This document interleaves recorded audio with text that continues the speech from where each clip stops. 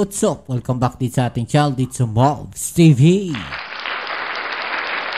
Alright, so tayo nagbabalik-bali mga kababayan at ngayon ay pag-uusapan natin, no? Ito pong mga naging aksyon ni VP Sara Duterte diyan po para sa kanyang impeachment trial mga kababayan. Dahil, no, grabe po ang mga abogadong kanyang kinuha mga kababayan. No, kasama na nga po dyan sa mga abogado na yan mga kababayan, ang dating abogado ni President Estrada, mga kababayan, no, magiging abogado rin po yan, no, neto ni VP Sara Duterte. At ang lahat po ata ng mga abogado niya ay nasa 16 po, no, kasama po yung mga veterano na mga malalaking kaso mga kababayan. Yan po ang mga abogado na makukuha o gagamitin, no, netong si VP Sara Duterte mga kababayan. Grabe, no, saan kaya galing yung pera netong mga to? Hindi, kasi diba, hindi, kung mga mga batikan yan, mga veteranong abogado, yung mga mag-aabogado diyan kay VP Sara Duterte, hindi naman hindi naman na mumurahin mga kababayan, no, yung mga abogado niyan. Meron nga yung mga nandiyan lang sa labas, yung mga simpleng kaso. Let's say, may mga kaso kayo diyan sa sa mga korte. 'Di ba? Alam ko yung mga acceptance niyan nasa 30,000. 'Di ba? Iba pa yung iba pa yung per hearing niyan, mga kababayan. 'Di ba? 30,000 acceptance fee pa lang 'yon. Sa mga ordinaryong 'yon, 'di ba? Hindi kagaya ng impeachment. Pero ito impeachment pa, kababayan. At malaking tao, no, etong kanilang ipagtatanggol dito, yung dedepensahan. At yung mga abogado, mga kababayan, ay hindi naman pipitsugin, 'di ba? Sigrid Fortun, mga kababayan, 'di ba? Pinakamababa siguro diyan, sabihin natin 100,000. Mababa pa nga yun, 'di ba? So ganong kalaki ang gagastusin nila, mga kababayan, para po dito sa impeachment trial ni VP Sara. Okay, so yan ang ating alamin ngayon at pag-uusapan. Pero syempre, bago ang lahat, please don't forget to subscribe, like, share, at comment dyan sa comment section. At syempre, shoutouts tayo sa mga bago natin subscribers dyan. Maraming salamat sa inyong suporta. At sa mga bago pa lang po dyan, please don't forget to subscribe. At pakilike naman po ang ating video ngayon. Okay, so huwag na natin patagalin to. Alamin natin ang mga balitang ito, mga kababayan, at ating pag-usapan. Okay, so eto yan, mga kababayan, ha. Etong balita na to. Let's go. Pinaalala na ang mga magiging abogado para sa impeachment trial ni Vice President Sara Duterte. At ang tagapagsalita naman ng House Prosecution Panel, sinabing may posibleng may grave abuse of discretion sa utos ng Senado na ibalik ang Articles of Impeachment sa Kamara. Saksi, si Tina Panganiban Perez. Noong 2000 hanggang 2001, sa impeachment trial ni Noy Pangulong Joseph Estrada, isa sa mga tumayong abogado niya, si Attorney Sigfrid Fortun. Mahigit 2 dekada pagkatapos niya, muling haharap sa impeachment court si Fortun bilang abogado naman ni Vice President Sara Duterte. Pangungunahan niya ang mga abogado mula sa Fortun, Narvasa and Salazar Law Firm na tatayong defense team ng bise batay sa entry of appearance sa impeachment court. Ilang high-profile case ang hinawakan ni Fortun, gaya ng Maguindanao Massacre at Curatong Balelen case. Kasama rin sa defense team ang co-founder ng law firm na si Attorney Gregorio Narvasa II. Diba, kung ganyan kalalaki yung mga kaso netong si Attorney Fortun, mga babayan, yung acceptance fee pa lang yan, sobrang laki na kaagad. Diba? Tapos ilang abogado po yan. Diba? So, ganun kalaki yung kanilang gagastusin para lamang dito sa impeachment trial, mga babayan. Diba? So, mapapaisip kayo kung saan galing yung mga pera na yun. Kasi sinasabi nila wala naman silang ganun kalaking pera eh. Diba? Considering, no, na meron pa silang isang ginagastusan diyan po sa ICC. No, yung sa dating Pangulong Duterte naman, yun naman yung isang kaso. At hindi rin basta-basta yung gastos doon, mga babayan. 'Di ba? Lalo na yung pagpalipad-lipad nila papunta pabalik, no? Diyan po sa The Hague. 'Di ba? malaking pera yung nauubos o ginagamit nila para dito sa mga kaso na to, mga kababayan. Kaya nga tanong po ng mga kababayan natin, at makikita rin natin, no, sa mga vlogger, nagtatanong din sila, no, saan nang gagaling yung pera na to o saan nang galing yung pera na ginagastos nila para dito. Sa palagay ninyo, mga kababayan, saan kaya? No, ano sa palagay ninyo? May idea ba kayo saan nang galing? No, yung ganong kalaking yaman ng mga Duterte. Diba? Tuloy natin. Ni dating Supreme Court Chief Justice Andres Narvasa na bahagi rin ng Defense Counsel noon sa impeachment trial ni ERA. Kabilang din sa defense team ni Vice President Duterte si Attorney Michael Powa, dating tagapagsalita ng OVP. Sa ngayon, di pa malinaw kung kailan magsisimula ang impeachment trial. At sa tingin ko si Powa, mga babayan, yung sa defense nila, yan yung yan yung sasagot pagdating doon sa mga funds, confidential funds, 'di ba, mga babayan? Kasi parang siya ata yung mas nakakaalam, no, pagdating doon sa mga confidential funds na 'yon, mga babayan. Dahil sa pagpapabalik ng articles of impeachment sa Kamara. Ayon kay Senate Minority Leader Coco Pimentel, na isa sa mga bumoto kontra rito, nagdudulot lang ang utos ng mga kwestyong legal. Pero kung siya raw ang tatanungin, dapat wag na magkaso sa Korte Suprema na para ba itong consultant na hihintayin pa kung ano ang opinion nito. Ano ma-achieve nun? Ano lang? Baka bumalik pa sa step 1. Di ba? Hindi natin alam. So wag na, pabayaan na lang yan. Tapos by July 29, 30, 31, August 1, yan, pwede nang mag-trial yan. Kasi ang incoming Senate, hindi nila pwedeng gamitin ngayon ang excuse na meron pa silang rin-rush na mga priority laws. Kasi wala pa, ano pa yan filing pa lang yan. Ayon sa bagong talagang tagapagsalita ng House Prosecution Panel na si Attorney Antonio Odi Bukoy, may tuturing na grave abuse of discretion ang ginawa ng Senado. Ako po ay sumasang-ayon sa sinabi ni Chief Justice Renato Puno sapagkat ang mga naging actuation and ruling ni Senate President Chis Escudero as the presiding officer of the impeachment court ay wala ho sa saligang batas yan. Kagaya po ng pag-remand, ang limitasyon ay ang ating saligang batas at ang kanilang sariling impeachment rules. Grabe, no, yung mga spokesperson nila puro abogado, mga babayan, 'di ba? Ganong katitindi talaga itong mga labanan ngayon sa politika. Hindi po pwedeng porque you are sui generis, pwede mong gawin ang lahat ng gusto mo. Kinukunan pa namin ang pahayag si Escudero. Ayon sa tagapagsalita ng House Prosecution Panel, sa mga susunod na araw ay maghahain ng mga prosecutor sa Senate Impeachment Court ng mga motion at manifestation. Tiniyak niyang hindi ito magiging sanhi ng delay sa impeachment proceedings. Ilan na rin ang pumuna sa unay pagkiling ng ilang senator judges sa bise. Hihingin ba ng prosecution panel na mag-inhibit ang mga ito mula sa impeachment trial? Pinag-uusapan po yan. Subalit, kung ito ay magiging dahilan para maantala, siguro isang tabi na lang yan. Anyway, ilalahad ang ebidensya, ipapakita sa mga hukom, makikita ng publiko, nasa sa kanila yan. Kung kahit na malakas ang ebidensya, mag-aakwit pa rin sila, sinong huhusga? Ang bayan. Nauna nang sinabi ni Vice President Sara na bigyan ng benefit of the doubt ang mga senator judge na gagawin nila ng tama ang kanilang trabaho. Kung may yung benefit of the doubt na yan, mga babayan, wala na yung benefits, doubts na lang Diba? Ano na lang nila yan, mga babayan? Kumbaga, palusot na lang nila yan. Dahil halatang halata naman, no?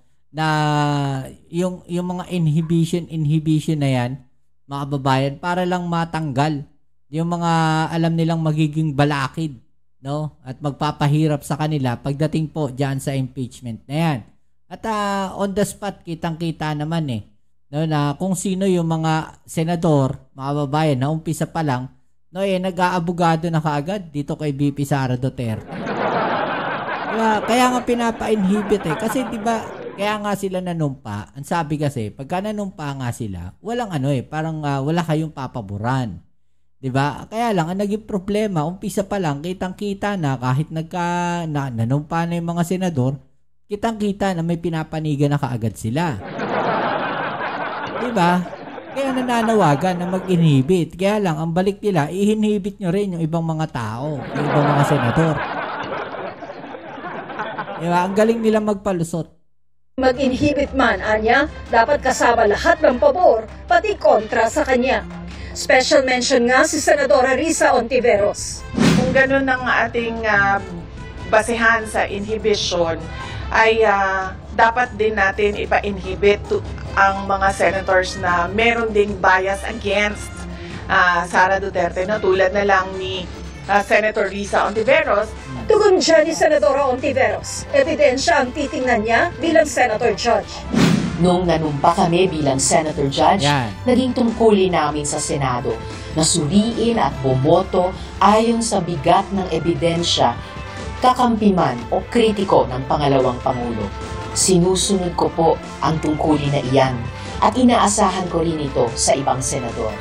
Sabi ni Pimentel, magiging favorable pa kay Vice President Duterte kung may mag-inhibit na Senator Judge. Kailangan kasi ng 2/3 o 16 na senador na magsabing guilty ang bise bago siya makonvict. Binibilang natin dito yung sinasabi yung salitang guilty. Yun po ang bibilangin. So, hindi binibilang yung nagsabing not guilty. Hindi importante yun. Para sa GMA Integrated News, ako si Tina Panganiban. Yun yung mga babayan Yun yung sinabi ni Senator Diba? Na pagka na meron nag-inhibit, mababawasan pa yung mga senador. Baka maging pabor pa ay VP Sara. Kaya may mga nananawagan ng inhibit na yan. Di nga natin alam, baka mamaya pakawala rin nila yan di ba? At sa isa pa mga balita, ito mga babayan, 16 yung abogado ni VP Sara. Di ba? Panoorin natin to. Grabe ang dami. Magkano kaya ginastos dito sa mga to? Ang mga bigating abogado ang dedepensa para kay VP Sara sa kanyang impeachment trial at hindi sila bago sa mga high-profile na kaso. 30 years ago sa Curatong Baleleng case, pinagtanggol nila ang isang pulis na ngayon makakalaban naman nila sa prosekusyon. Ang iba namang personalidad sa kaso magiging Senator Judge sa susunod na Kongreso. Ang detalye sa agenda report ni Hannah T. Magkahalong bagets at veterano ang 16-man defense panel ni Vice President Sara Duterte para sa impeachment trial niya. Sa unang tingin, parang bagong lineup, pero may familiar faces din. Nandyan si Philip Siegfried Fortun, veteranong litigator na kilala sa malalaking kaso. Kasama rin ang kanyang longtime partner na si Gregorio Narvasa II, anak ni dating Chief Justice Andres Narvasa na naging lead defense counsel noong impeachment ni Erap Estrada. Hindi lang sila, kabilang din ang ilang bigatin sa litigation, gaya ni Sheila Sison na matagal nang lumalaban sa Sandigang Bayan at criminal cases. Pero bukod sa mga veterano, lumilinya na rin ang new generation sa legal arena. Marami sa kanila bago sa bar, galing sa top universities, at may mga natatanging background sa debate, litigation at human rights work. Kasama rito sina Maria Celina Golda Fortun, Carla Joaquin Narvasa, Miguel Fernandez na dati ring band member ng Lola Amor, at Justin Gular na multiple-time debate champion. Siyempre, nandyan din ang malalapit kay VP Sara, kagaya ni Michael Poa na dating Chief of Staff niya sa DepEd, at si Reynold Monsayak, dating OVP spokesperson at class valedictorian ng law school nila ni VP sa San Beda. Ang 16 na abogado nagsumite ng entry of appearance na ad cotelem kahapon sa Senate Secretary. May agam-agam dito si Senate Minority Leader Coco Pimentel. So, ibig sabihin, meron pa silang gustong sabihin na nag-appear kami, pero may mga kondisyon ito, ha? Tingin niya, gagamitin ng defense ang nangyari noong June 10 sa impeachment court. Napagkasunduan doon ang mosyong ibalik sa Kamara ang articles of impeachment. Straightforward lang yung order. Mag-a-ad cautelam appearance pa ba ang mga abogado? Dapat lang yan, straightforward. Bakit? Kaya magtatanong ka, bakit with caution pa ang appearance nyo sa korte namin? Ano pa lang ibig nyo sabihin? Paliwanag ni Senate Impeachment Court spokesperson Attorney Reggie Tonggol, inaasahan na nilang maghahain ng argumento ang defense team para i-dismiss ang kaso. Sinubukan ng Bilyonaryo News Channel kumuha ng pahayag mula sa mga abogado ni VP Sara, pero hindi raw muna sila haharap sa media para hindi ma-preempt ang kanilang depensa. Sa ngayon, wala pa ring opisyal na tugon ang kampo ni VP Sara sa hinaing summon sa kanya ng korte. First time itong nasa higit 10 ang counsel ng isang akusado pagdating sa impeachment. Nasa 9 lang kasi ang kay dating Chief Justice Renato Corona, habang hindi rin aakyat sa 10 ang defense panel ni dating Pangulong Joseph Estrada. Walang procedural restriction sa kung ilan bang dapat na defense lawyers sa impeachment court. Ang mas interesting, ang mga nagkaharap noon maghaharap ulit ngayon, pero sa impeachment. Taong 1995, 30 years ago, nagkasangga ang ilang familiar faces sa kasong Kuratong Baleleng. Magkasangga noon sina Kiko Pangilinan, Chel Jokno at Theodore Te sa prosecution, habang dinedepensahan ng Fortuna Nervasa Salazar at Lolong Lazaro ang PNP officials na kinabilangan nina Romeo Acop at Ping Lacson. Fast forward to 2025, prosecutor na si Acop, magiging senator judges sina Lacson at Pangilinan, at prosecution pa rin si Jokno, pero sa impeachment na.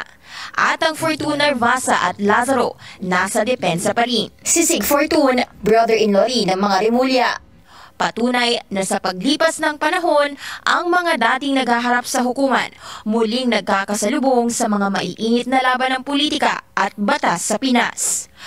Alright, so yung mga babayan, no? Anong masasabi ninyo dyan? Grabe, bigatin.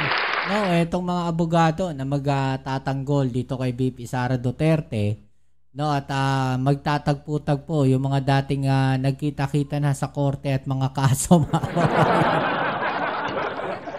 Hindi natin alam kung anong kalalabasan. Medyo maganda laban nito, mga babayan, itong impeachment na to, dahil talagang tagisan to ng galing, no? At talino, mga babayan, pero show of force talaga ang ginawa ni VP Sara Duterte dito. Pero ang tanong ng mga kababayan natin, no, kung hindi guilty si VP Sara Duterte, bakit ganun daw karami yung kanyang abogado? Diba? Okay, so kayo na sumagot niyan, mga kababayan. Ito pong spokesperson, mga kababayan, ng House of Representatives na si Attorney Princess Abante ay may malaki pong pasabog, mga kababayan, no? Yan ang ating alamin at pag-uusapan dahil, no, sabi nga po niya, mga kababayan, no, eto daw pong mga kakampi di umano ni VP Sara ay mga bayaran. Okay, so yan ang ating alamin at pag-uusapan ngayon. Pero syempre, bago ang lahat, please don't forget to subscribe, like, share, at comment dyan sa comment section. Shoutouts muna tayo sa mga bago natin subscribers dyan. Maraming salamat po sa inyo. At kung kayo ay hindi pa po nakasubscribe, pa-click na rin po ang subscribe button dyan sa ibaba. At pakilike na rin po ang ating video, mga babayan, dahil tayo ay magti 300,000 subscribers na. Okay, so yan. Okay, so wag na natin patagalin to, mga babayan, at ating alamin, no, ano nga ba itong mga sinabi ni Representative, no, House of Representatives spokesperson Attorney Princess Abante, mga babayan. Binanatan niya talaga dito, no, itong si VP Sara Duterte. Okay, so alamin natin to. Let's go. Meron po kasing mga bagong aligasyon si Vice President Sara Duterte na hindi daw binasa umano ng 215 na kongresista o mahigit 1/3 yung impeachment case laban sa kanya bago po pirmahan. At may mga aligasyon din po na may kapalit itong budget bawat pirma. Nung sila ay pumirma at sumumpa, kasama dito yung pagsasabi na sila ay binasa nila at naintindihan nila at pinapatunayan nila na sila ay sang-ayon para ituloy ang impeachment laban kay Vice President Sara at i-transmit ito sa Senado. Oo, kasi di ba mga babaeng, kahit ikaw, no, kung may papipirmahan sa'yo, hindi mo babasahin? Diba? Siyempre babasahin mo rin kahit paano papasadahan mo, no, yung dokumento na ipinasa sa'yo at pinapipirmahan sa'yo. Baka mamaya ikaw na yung ikukulong. No? Baka mamaya ikaw na yung ipapa-impeach. Na magulat na lang, siya pala yung ipapa-impeach, mga babae. Diba? Common sense na lang. Alam nyo minsan, no, nakakatawa na lang yung mga binibitawan salita nito nga si VP Sara Duterte. Diba? Parang may masabi na lang minsan eh. Diba? So, sana naman na bilang Vice Presidente, hindi siya ganun magsalita, mga kababayan. Diba? Tungkol naman sa may nakuhang favor or bayad ang ating mga representante, naniniwala ako na yung 200 plus na congressmen na pumirma doon sa impeachment ay pumirma hindi para sa halaga o anumang pabor na makukuha, pero para sa paninindigan. Baka masyado na silang nasanay na lahat ng galaw ng kanilang mga kampe ay kailangan may bayad. Nako, yun ang mahirap doon, mga babae. No? Narinig niyo yung sinabi, no? Baka nasanay na sila na lahat na lang ng galaw ng mga kakampi, no, yung mga nandoon sa kabilang parlor o PDP laban ba? Yung kanyang sinasabi dito, mga babayan. Parang lumalabas, mga bayaran sila, gano'n. Binayaran. No, yung bawat galaw ng mga kakampi ni VP Sara, no, di umano parang bayad, mga babayan. Ang pangit naman nun. 'Di ba? Ang pinagseservisyohan mo bilang senador, ang nagboto sa iyo, no, ang naghalal sa iyo diyan sa posisyon na 'yan ay taong bayan. 'Di ba? Yun yung lagi nating sinasabi. Hindi kayo para magserbisyo, no, para sa iisang tao. No, magserbisyo kayo sa sambayan ng Pilipino. Diba? Gawin ninyo yung trabaho ninyo bilang senador, gumawa kayo ng batas, no, para sa ikabubuti ng bansa natin, para sa ikagaganda ng buhay ng mga kababayan natin, ng mga Pilipino, diba? Ng taong bayan. Kasi yun yung naghalal sa inyo eh. No? Hindi kayo para pumanig lang sa iisang tao dahil nagkakabayaran daw di umano, parang ganun ba? Tuloy natin. Earl Tobias from IBC 13. Attorney Princess, good morning po. Ma'am, natanong ko rin po nito kahapon na si spokesperson on impeachment, si Attorney Odi po. So getting your side na lang din po as the House spokesperson. Meron po kasing mga bagong aligasyon si Vice President Sara Duterte na hindi daw binasa umano ng 215 na kongresista o mahigit 1/3 yung impeachment case laban sa kanya bago po pirmahan. At may mga aligasyon din po na may kapalit itong budget bawat pirma. Your reaction po, ma'am? Siguro dapat maging klaro tayo dun sa mga paratang na ganyan. Hindi pwedeng dinadaan lagi sa intriga yung mga ganitong aligasyon, lalong-lalo na pag ang sinasabing aligasyon ay paninira hindi lang sa integrity nung individual na representante na pumirma, kundi mismo doon sa institution na kinabibilangan ng mga representanteng ito. Oo, kasi 'di ba ang mga pumirma doon sa impeachment na 'yon, mga babayan, ay yung mga kongresista. 'Di ba? Ngayon, kung sinasabi nila, no, ni VP Sara Duterte, no, na merong matatanggap di umano yung mga pumirma doon sa impeachment complaint na yon, mga babayan, kung pinupunto niya ay isang tao, no, dapat nag-name drop siya. Pero kung ang sinasabi niya yung mga pumirma, lahat po yun, lahat ng kongresista at ang kabuuan ng institusyon. 'Di ba? So parang sinisiraan niya, no, ang kongreso, mga babayan. 'Di ba? Napakabigat na aligasyon po niyan. Nung sila ay pumirma at sumumpa, kasama dito yung pagsasabi na sila ay binasa nila at naintindihan nila at pinapatunayan nila na sila ay sang-ayon para ituloy ang impeachment laban kay Vice President Sara at i-transmit ito sa Senado. Tungkol naman sa may nakuhang favor or bayad ang ating mga representante, naniniwala ako na yung 200 plus na congressmen na pumirma doon sa impeachment ay pumirma hindi para sa halaga o anumang pabor na makukuha, pero para sa paninindigan, na sa sarili nilang paninindigan. Baka masyado na silang nasanay na lahat ng galaw ng kanilang mga kampe ay kailangan may bayad. Regarding po sa statement po ni Chief Presidential Legal Counsel Juan Ponce Enrile, he believes po na may sentiment dahil po sa gitna ng mga antala sa impeachment proceedings against the Vice President. It seems like the Vice President does not want to face the trial as well as the Senate. The Senate does not want to proceed with the trial dahil nga po sa mga delays. Does the House of Representatives share the same sentiment? Alam nyo, ito, opinion ko lang, no? Siguro yung yung iba na nasa 19th Congress, mga babayan, no, ayaw na nilang pabigatin pa, no, yung kanilang mga bitbitin, no, bago sila magretiro, no, umalis sa 19th Congress, mga babayan, no, sa 19th Senate o 19th Congress, mga babayan. Diba? Kasi gusto nila siguro bago umpisahan yung impeachment na yan, tuloy-tuloy, dire-diretso, klaro, malinis. Pero kung titignan natin, no, napakarami palang butas. Diba? Ng impeachment. No? At impeachment trial. At yan yung talaga ng mga lahat ng butas, ginawa na ata ng paraan para mailabas, mga babayan. At ang nakakalungkot yan, no? Senado pa mismo yung gumawa ng mga bagay na yun. Diba?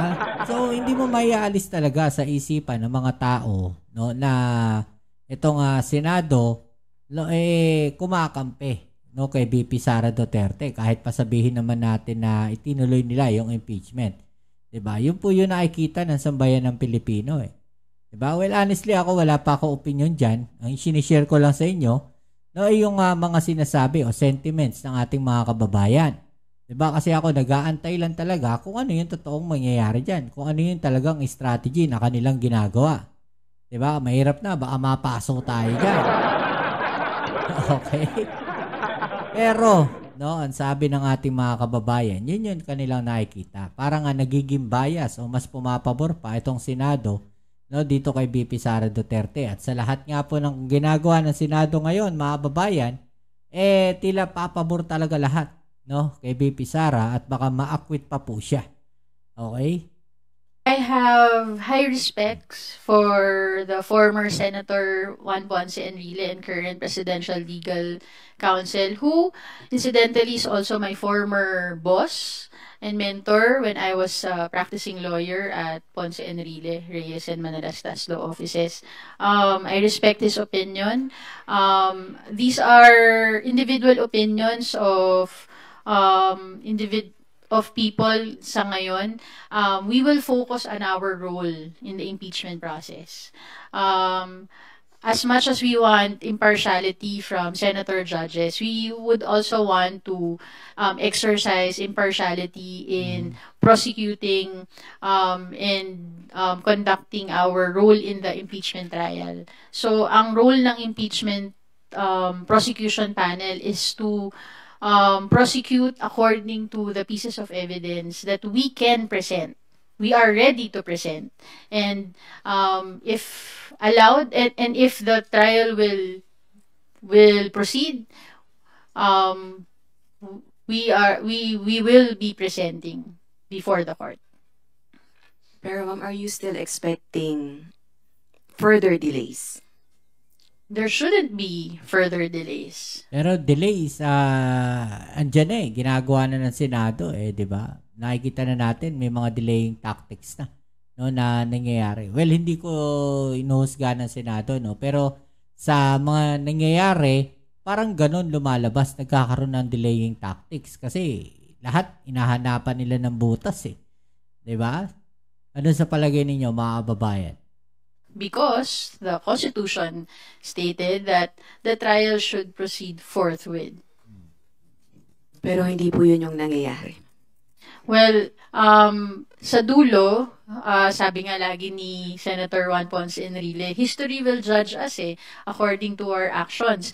And the public will judge us. The public is what, the Filipino public is watching us. And dapat gampanan natin ang ating trabaho ayon sa sinumpaan natin sa mamamayan at sa batas. Nagmamatsyag ang sambayan ng Pilipino at nag-aantay ng resulta talaga nito dahil matagal nang nakabitin itong impeachment na to, mga kababayan. Pero dito sa Kongreso, dito sa Kamara, hindi ganyan ang mga miyembro ng Kamara na kailangan bayaran para gumalaw. Ang importante, meron silang integrity at meron silang paninindigan sa kanilang mga desisyon. Thank you, ma'am. Kakabit lang din po ng istoryang impeachment. May stand po si Senate Minority Leader Coco Pimentel tungkol po sa usapin ng inhibition ng mga senator judge. Basahin ko lang po yung part ng statement niya.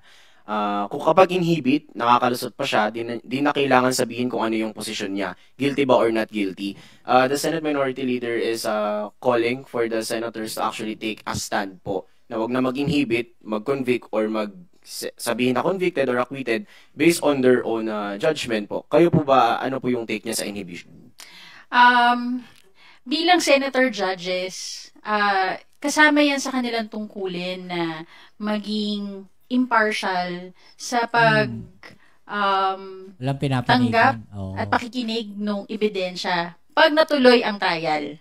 Na sana ituloy na nila yung impeachment trial. Yan yung tanong dun.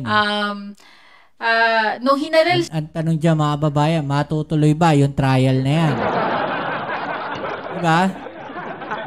Mamaya, hanggang ganyan lang ang mangyayari dyan, hanggang sa ma-dismiss na nga yung impeachment complaint dito kay VP Sara Duterte. Sila bilang senador, kasama yung sa tungkulin regardless kung ano yung naging desisyon nila para sa pagtakbo. Pero once na nanalo na sila bilang senador, kasama na dito, hindi lang yung politika nila, pero yung tungkulin nila sa mamamayan, tungkulin nila sa saligang batas, nagampanan ng kanilang trabaho bilang senator judge pag sila ay naging isang impeachment court. Hindi ko masasagot kung magmo-move ang impeachment, ang prosecution panel for inhibition. Pero importante na ang ating mga senator judges ay mapakita nila na willing sila, sinumpaan na nila, they took their oath, diba? As a senator judge, na gagampanan nila yung sinumpaan nilang tungkulin na magiging impartial sila doon sa pagsuri, sa pagkikinig ng mga ebidensyang ilalahad at magdidesisyon sila hindi ayon sa politika, hindi ayon sa politiko, kundi ayon sa ebidensyang mailalahad sa impeachment trial. It is their responsibility according to law, to the Constitution, at it is their responsibility to the Filipino people to see to it that they will decide according to their conscience with impartiality, not based on politics or any political affiliation. Thank you. Follow up lang, ma'am. So is it right to say po that somehow you share the same sentiment with Senate Minority Leader Coco Pimentel for senator judges to take a stand? Yes. Dapat kasi yun ang role nila sa impeachment trial. Ang role ng House of Representatives is to prosecute. We have the prosecution panel that were given by the plenary the authority to prosecute the articles of impeachment. We also have our own spokesperson for the impeachment prosecution panel para mapaliwanag yung mga detalye na nangyayari. May kanya-kanya tayong role dito sa lahat ng prosesong to. Gagampanan ng Kamara ang kanilang role sa prosesong ito. Kailangan gampanan din ng Senado ang kanilang tungkulin at obligasyon ayon sa konstitusyon para sa mamamayang Pilipino. Last na lang po from my end, ma'am. Yung dun lang sa usapin ng wage hike, balikan ko lang po. Ngayong papasok na yung 20th Congress at pumasa naman sa huling pagbasa ng Kamara yung panukala po. Ano po ba, for the public lang, ano po yung fate ngayon ng 200 peso wage hike bill? Pwede po ba itong isalang ulit sa next Congress o maging priority ulit? Thank you po. Definitely, pwede siyang ma-file ulit sa 20th Congress. At binanggit na natin to noon at uulitin ko, patuloy tayong makikipaglaban para sa maayos at sapat na sahod para sa manggagawa at balancing batas para naman sa proteksyon din sa ating mga small, medium enterprises. Yun ang gusto ng Kamara. Hindi lang yung batas na maganda pakinggan sa publiko, pero isang balancing batas na makikinabang lahat ng stakeholders, ang ating manggagawa at ang ating mga employees at ang mga employers. Alright, so yung mga babayan, no? Anong masasabi niyo dyan? No? I-comment na lang po sa ibaba yung mga opinion na natin yung pag-usapan. Alright? So yan muli, kita tayo sa ating next video upload. Ito ang inyong Kuya Mobs sa Mobs TV. Peace. Amen.